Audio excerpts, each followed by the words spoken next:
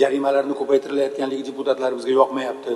Tadbirkorlarga qulay bo'lgan sharoitni buzilayotganligi, davlatimizdagi tadbirkorlarga yaratilayotgan sharoitlarga zarar keltirayotgan bu jarimalar haqida ijobiy fikrda emasmiz. Lekin shu bilan birga bugungi fraksiyamizda bir xulosaga keldikki, shaharda noqonuniy qurilish, shaharni xohlagan joyda qurilish va xohlaganidek qurish, 3 etajga ruxsat olib lekin 12 etaj qilib qurish kabi masalalar bugun juda katta xavfga aylanibdi. Bugun biz bu masala bo'yicha qo'mitaning raisini bevosita hisobotini eshitdik, taklifini eshitdik. Va u yerda juda katta korrupsiyaga masalalar bor.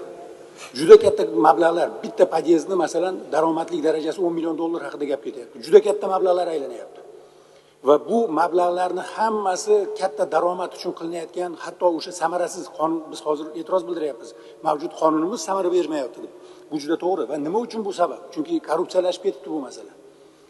Va bu narsa bizni xavfga solyapti. Mana yaqinda Kolumbiyada bo'lgan yer qimirlash yoki Venesuelada bo'lgan yer qimirlash, bundan bir necha yil avval Turkiyada bo'lgan yer qimirlash. Bu ichida odamlar yashaydigan katta binolar qumdek to'kilib ketyapti. Buni tadbirkor daromad ko'rish kerak ekan deb aholini bunaqangi katta xavfga solishimiz mumkin emas. Agar bitta quruvchi mavjud qonunlarning ustidan sakrab o'tib keta olsa, daromad uchun aholimizni katta xavfga qo'yadigan bo'lsa, shaharni xohlagan joyda xohlagan qurilishni xohlagandek qurib, davlat bilan fuqaro orasidagi ijtimoiy munosabatlarni buzishga olib kelayotgan bo'lsa, kim huquq bergan quruvchilarga bunaqa masalani? Kim unaqa o'zini bemalol tuta olyapti O'zbekistonda? Demak, qonunlarimiz masala emas. Hozir bu qonunning asosiy maqsadlaridan bittasi, men tushunishim bo'yicha, puli bilan masalani hal qilmoqchi bo'lgan quruvchi avvaldan bilsin, bu ish zararga olib keladi. Avvaldan bilsin, bu ish juda katta zararga aylanadi. Kimlargadir pul berib yo qayerdadir qaysidir masalalarni aylanib o'tirib hal qilib keta olmaydi endi.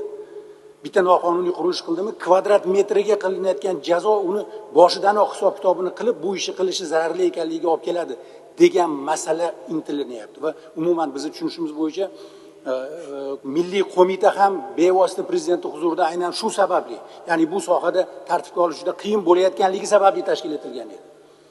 Va o'ylaymanki, biz hurmatli deputatlar har qanday tadbirkorlar, har qanday daromad, mamlakatimizning iqtisodiy daromadlari haqida albatta qayg'urishimiz kerak va qo'llab-quvvatlashimiz kerak. Lekin birinchi masalamiz xalqimizning xavfsizligi va xalqimizning turmush sharoitini ko'tarish, ularni mana shu aynan shunaqa tabiiy muammolardan asrash haqida bo'lish kerak, ayniqsa qurilish masalasida.